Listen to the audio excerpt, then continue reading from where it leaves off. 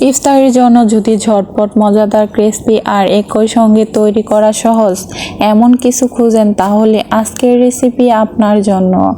আসসালামু আলাইকুম everyone, welcome back to Surabhi BD blog channel. আজকে আমি আপনাদের সাথে শেয়ার করব খুবই মজাদার আর একদম নতুন একটা দারুণ রেসিপি, হেলথিকর সুস্বাদু ডিম, আলু ও বেসন দিয়ে তৈরি করব ডিমের চপ বা ডিমের পাকোড়া বলতে পারেন। ইফতারের ঠিক 10 মিনিট আগে চাইলে কিন্তু এই রেসিপিটি তৈরি করে নিতে পারবেন। সারাদিন রোজা রাখার পর আমরা সবাই চাই কিন্তু যে ইফতারের জন্য একদমই ঝটপট কিছু তৈরি করতে, তাই আমার মনে হয় আজকের রেসিপিটি আপনাদের খুবই কাজে আসতে পারে।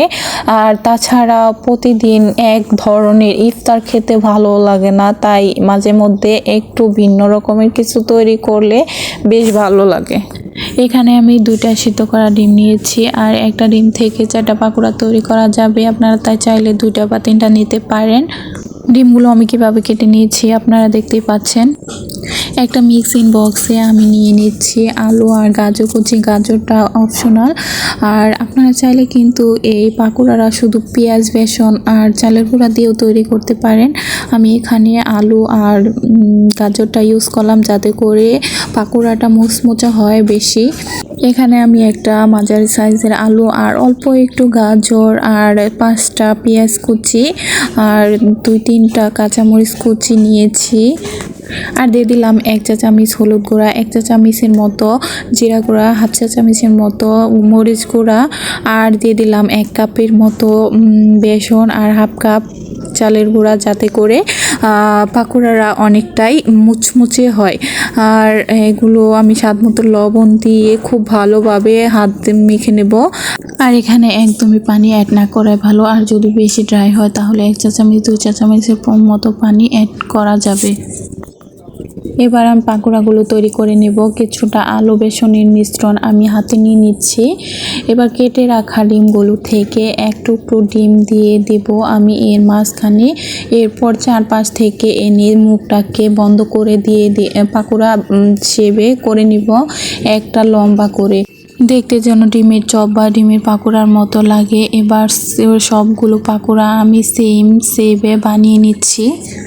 এবার আমি এগুলো ফ্রাই করতে চলে যাব। চুলায় একটি কড়াই বসিয়ে পর্যাপ্ত পরিমাণ তেল দিয়ে গরম করে নিয়েছি। তেলটা একটু বেশি গরম করে নিতে হবে। এবার গরম তেলে একটা করে সবগুলো পাকোড়া আমি দিয়ে দিচ্ছি।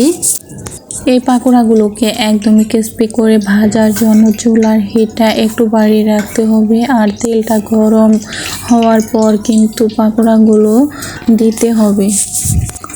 উপরের লেয়ারটা যেহেতু আলু, গাজর, পেঁয়াজের ডিমটা সিদ্ধ করা, তাই এগুলো একটু সময় নিয়ে ভাজতে হবে। তবে বেশি একটা সময় লাগবে না, 3 থেকে 4 মিনিটের মতো সময় লাগবে।